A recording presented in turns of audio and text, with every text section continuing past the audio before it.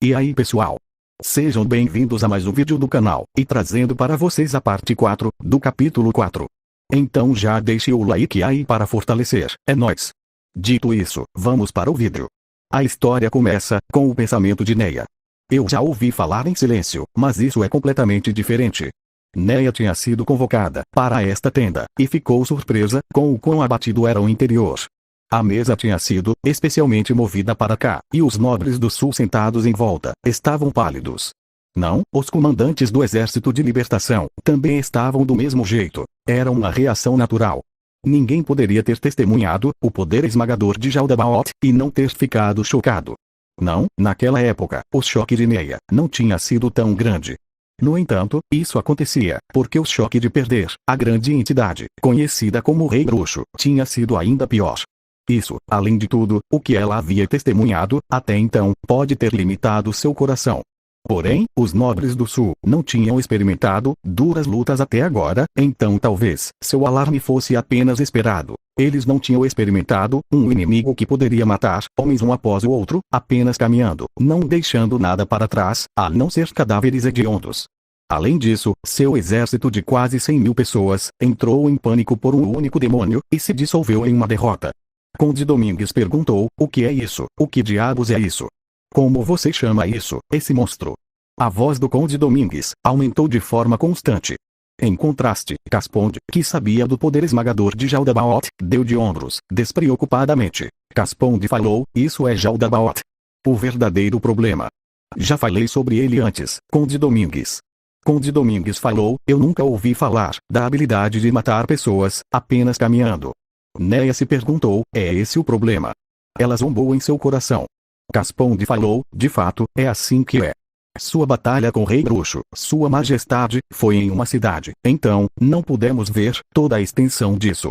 Mas eu já te disse, o quão poderoso ele é. Então, com certeza, uma habilidade como essa, não deveria ser uma surpresa, não. Conde Domingues falou, mesmo assim. Marquês Bodipo falou, Conde, eu sei o que você quer dizer.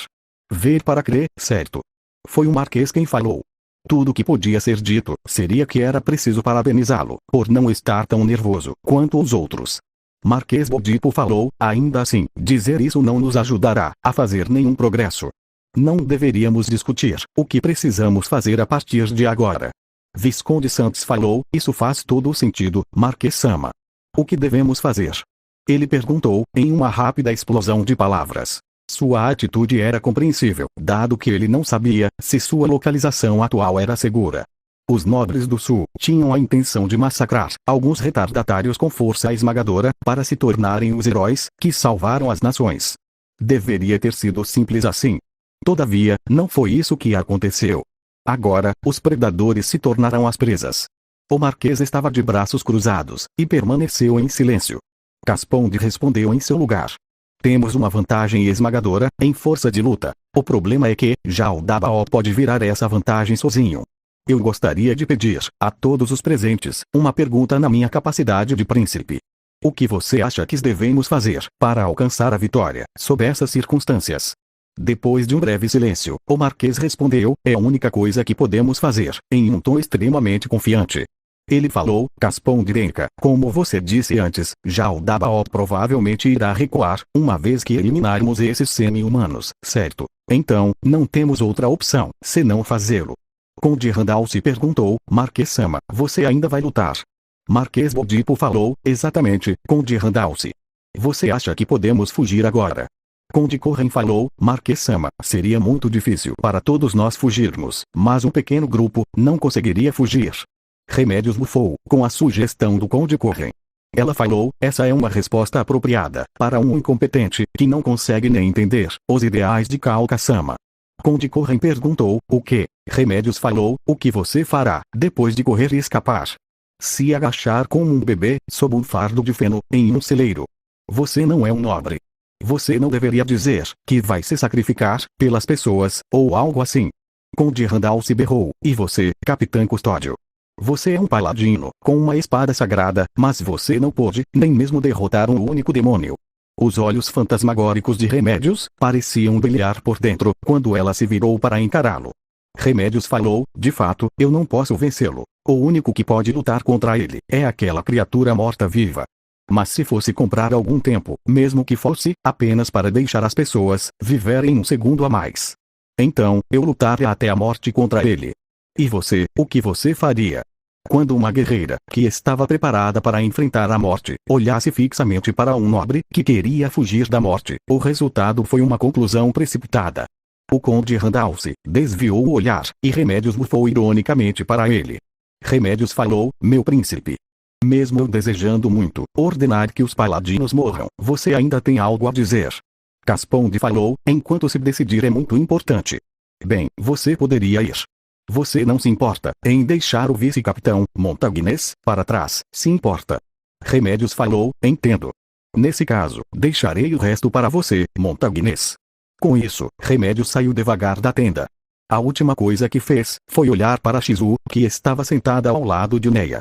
Gustavo falou: todos, peço desculpas, em nome da nossa capitã. Gustavo disse, enquanto olhava para os nobres, que estavam dizendo, honestamente, antes de continuar. Gustavo falou: ainda assim, essa opinião é compartilhada por todos nós. Nós paladinos, estamos todos prontos para morrer, como escudos para o povo. Esperamos que vocês cavalheiros, sendo de nascimento nobre, sejam igualmente determinados. Afinal, não podemos lutar, se não houver comandantes. Alguém perguntou: o quê? Antes que Neia pudesse dizer quem havia exclamado de surpresa, Marquês Bodipo falou: isso é o suficiente.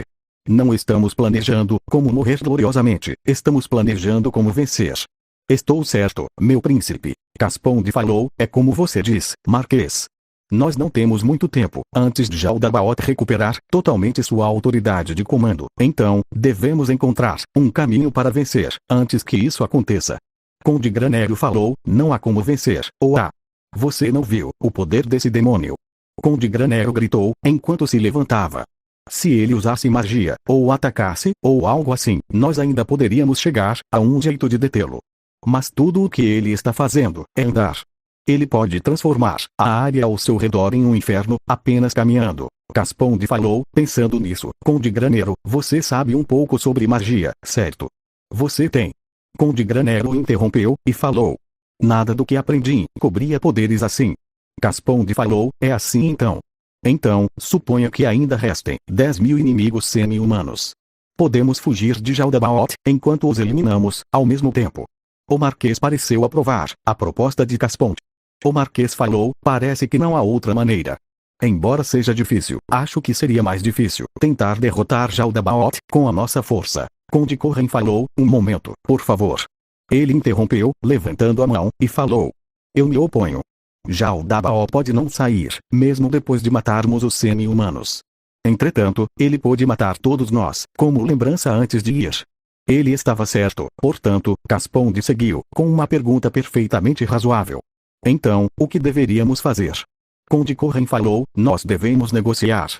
Poucas pessoas conseguiram resistir ao impulso de rir do Conde Corren, assim que ele deu essa sugestão, com o rosto perfeitamente sério. O rosto do Conde Corren ficou vermelho, enquanto os outros riam dele. Antes que ele pudesse continuar, Casponde perguntou. Conde, que tipo de acordo você pretende fazer com esse diabo? Conde Corren falou, sim. Por exemplo, talvez pudéssemos trocar alguma coisa com ele, em troca de nos deixar sair em segurança. Casponde falou, o que vamos dar a ele?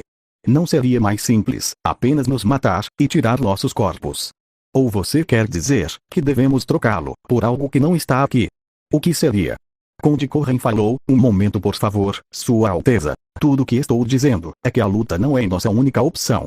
Eu só queria dizer, que existe a possibilidade, de podermos negociar com ele, só isso. Conde Granero falou, Conde, sua maneira de pensar, é um pouco otimista demais. Para começar, quem nós enviaremos, para negociar com aquele monstro? Pensando nisso, ouvi dizer que Sua Majestade colocou uma de suas empregadas demônio sob seu controle, e ela se mostrou bastante útil na retomada de Kalincha. Certamente, aquela empregada demônio poderia fazer alguma coisa, certo? O Conde Granero virou-se para olhar Shizu. Fim. Obrigado por sua visualização e nos vemos no próximo vídeo.